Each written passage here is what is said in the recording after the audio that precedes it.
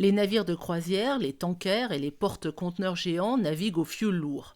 Très bon marché et très polluant, ce carburant est un fléau pour les poumons. En 2017, le géant mondial Carnival a rejeté à lui tout seul au-dessus des eaux européennes 10 fois plus d'oxyde de soufre avec 47 paquebots que les 260 millions d'automobiles de l'Union européenne. Les 105 bateaux de croisière qui ont accosté à Barcelone ont émis 33 tonnes d'oxyde de soufre alors que les 560 000 voitures de la ville n'en ont dégagé que 6 tonnes. Et c'est vrai, à Venise, à Southampton, à Lisbonne ou à Marseille. Pour autant, on ne peut pas dire que 15 bateaux de marchandises polluent plus que toutes les voitures du monde, une phrase qui avait circulé en boucle lors de la crise des Gilets jaunes.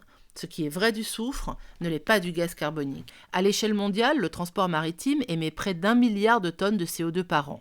C'est 5 fois plus que le rail, mais un petit peu moins que les avions, 2 fois moins que les camions, 4 fois et demi moins que les voitures. Le shipping pèse un peu moins de 3% des émissions de CO2 liées aux consommations énergétiques de 7 milliards et demi d'humains. Mais ce secteur a vu doubler ses émissions de CO2 depuis 1990. En 2018, les 177 États de l'Organisation maritime internationale ont adopté un objectif de baisse d'au moins 50% des émissions globales de gaz à effet de serre des navires d'ici à 2050. Mais beaucoup d'organisations affirment qu'on pourrait faire mieux et atteindre le zéro CO2 avant 2050. Pour y parvenir, il faudrait déjà réduire les besoins de transport d'hydrocarbures et relocaliser certaines chaînes de production. La mesure la plus efficace, économique et facile consiste à réduire la vitesse des navires de marchandises.